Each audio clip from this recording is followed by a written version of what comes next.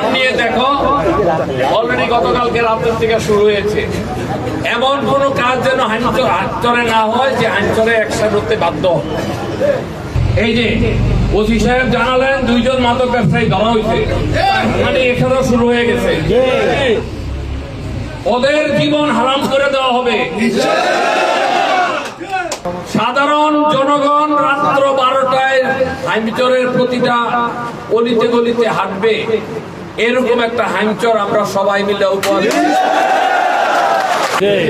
আমি শেষ বক্তব্যতে এসে বলেছিলাম মাদকের এবং চাঁদাবাজের জায়গা হাইমচরে হবে না। বেশি লাফাইও না, যারা লাফাও তারাও এর সাথে জড়িত।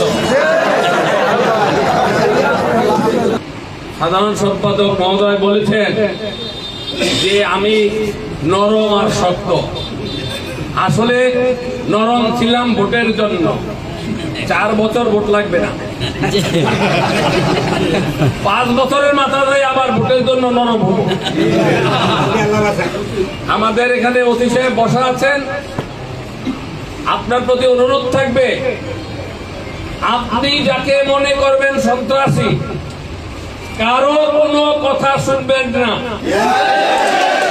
আপনাকে সরকার যে জন্য বসাইছে, মাত্র 30% টাকায় জমির মালিক হয়ে নতুন বাংলাদেশের গড়ে তোলার স্বপ্ন দেখা বাংলা বসতি। আপনি আপনার সেই পবিত্র দায়িত্ব পালন করবেন।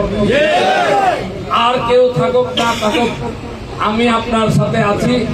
আমি আপনার সাথে থাকা মানে আমাদের আগামী দিনের যে প্রধানমন্ত্রী হবে উনিও আপনার সাথে আছে। উনি যা চায়, আমি যা চাই, আপনারা অবশ্যই তা চান। আরেকটা বিষয় বলি, দয়া করে জমি জমা নিয়ে কোনো রকমের মারামারি যাবেন না।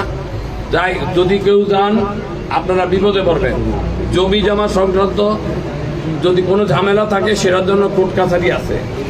হাইস্ট আপনারা থানাতে আপনাদের বক্তব্য দিতে পারেন, থানাতে জানাতে পারেন, ওনারা বসে জমি জমা করবে।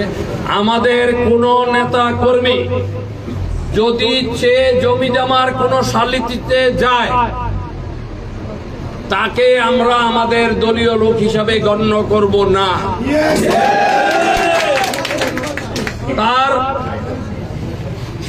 তারপর আমার নির্দেশ ব্যতীত যদি কেউ যায়, তার দলীয় পদ থাকবে না এবং তার বিরুদ্ধে ব্যবস্থা নেওয়া হবে এবং সেই ব্যবস্থাটা কঠোর ব্যবস্থা হবে।